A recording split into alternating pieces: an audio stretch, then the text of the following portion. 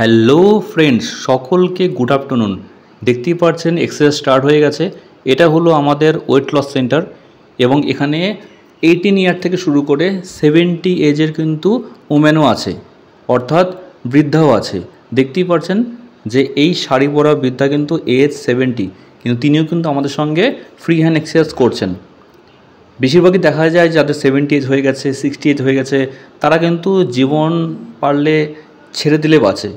তারা সংসারের বিভিন্ন কাজের চাপে এতটাই ব্যস্ত হয়ে গেছে যে মন থেকে বাঁচার তাদের কাছে সময় নেই। অনেক লেডিস আছে যারা নাকি ফ্যামিলিকে সময় দিতে দিতেই সময় চলে যায়, নিজের জন্য সময় বের করার সময় নেই।